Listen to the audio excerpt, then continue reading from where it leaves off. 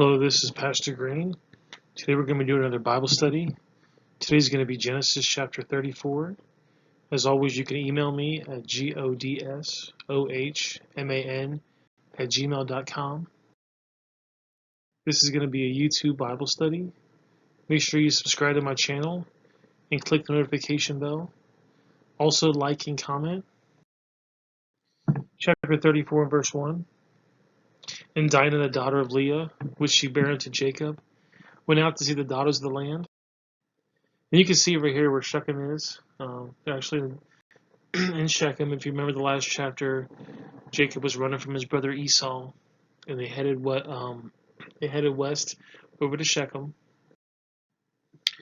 And when Shechem the son of Hamor the Hivite, prince of the country, saw her, he took her, and he laid with her, and he defiled her. And the soul clave unto Dinah, and the daughter of Jacob, and he loved the damsel, and he spoke kindly unto the damsel. And Shechem spoke unto his father Hamor, saying, Give me this damsel to wife. And Jacob heard that he had defiled Dinah his daughter. Now his sons were with cattle in the field, and Jacob held his peace until they had come. And Hamor the father of Shechem went out to Jacob to commune with him. And the sons of Jacob came out to the field when he heard it. And the men were grieved, and they were very wroth, because he had wrought folly unto Israel, and laying with Jacob's daughter, which thing ought not to be. And Hamor communed with him, saying, The soul of my son Shechem longeth for your daughter. I pray you give her him to wife, and make ye marriages with us, and give us your daughters unto us, and take our daughters unto you. And ye shall dwell with us, and the land shall be before you. Dwell and trade here ye therein, and get your possessions therein. And Shechem said unto the father and to the brethren, Let me find grace in your eyes, and what ye shall say unto me, I will give. Ask me never so much dowry and gift, and I will give according to what ye shall say unto me. But give me the damsel to wife. And the sons of Jacob answered Shechem and Hamor his father deceitfully, and said, Because he has defiled Dinah their sister. And they said unto them, We cannot do this thing, to give our sister to one that is uncircumcised, for that will be a reproach to us.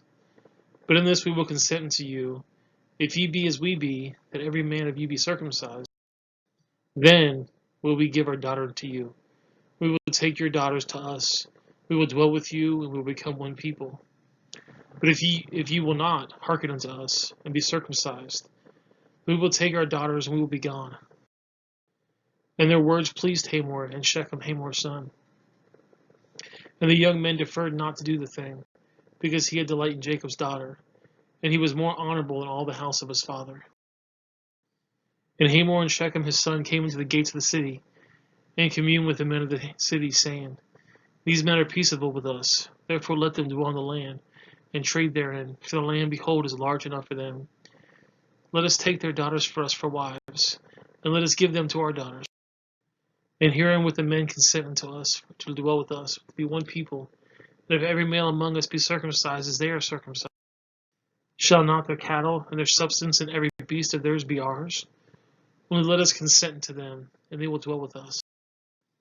And unto Hamor and to Shechem his son hearken all that went out to the gate of the city, and every male was circumcised, and all went out of the gate of the city.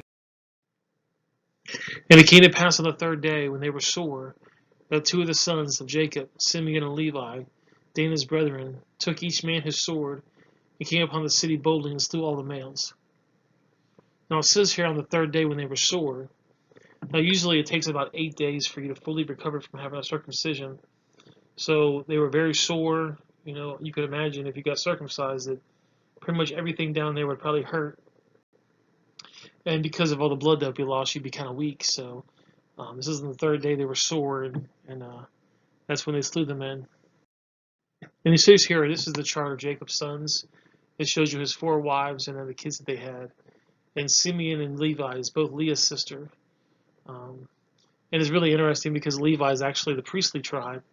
That's where the priests come from. And he was one of the people that actually hurt the men for hurting Dinah. Of course, that would be their sister from Leah.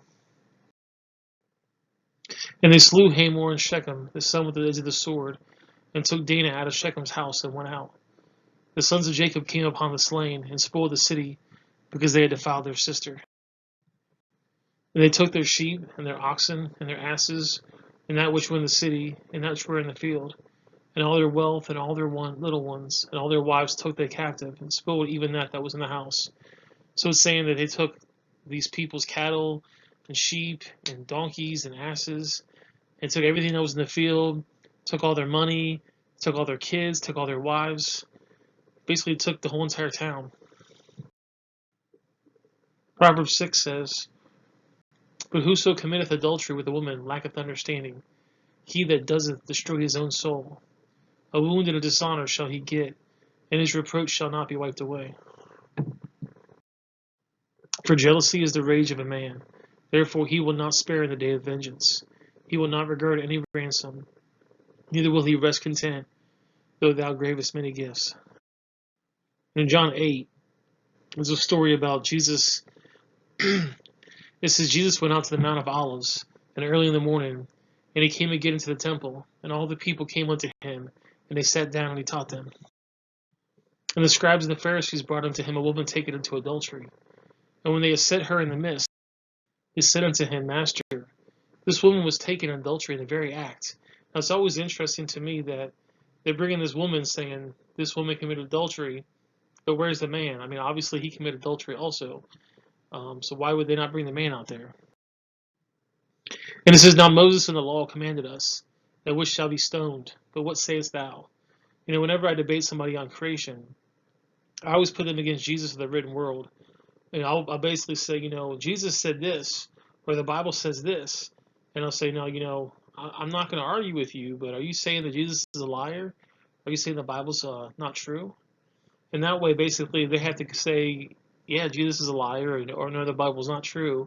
And it puts them against Jesus and the Bible instead of putting them against me. Thus they say, tempting him that they might have to accuse him. But Jesus stooped down and with his finger wrote on the ground, as though he heard them not.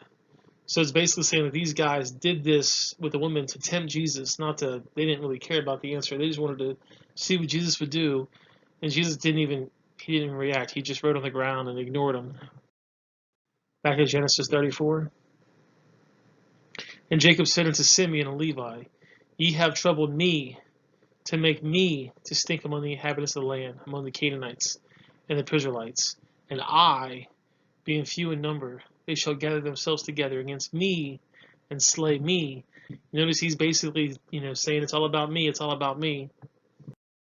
And I shall be destroyed, and my house.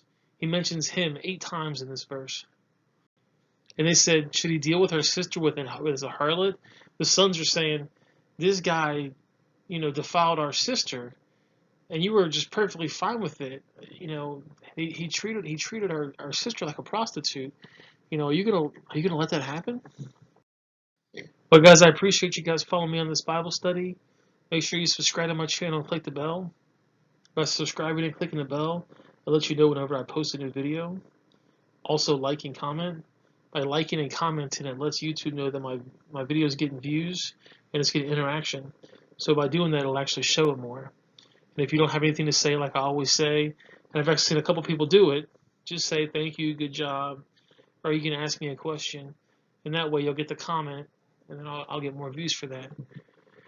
Well, I appreciate you guys watching my video. I will see you guys next time, and have yourself a great day.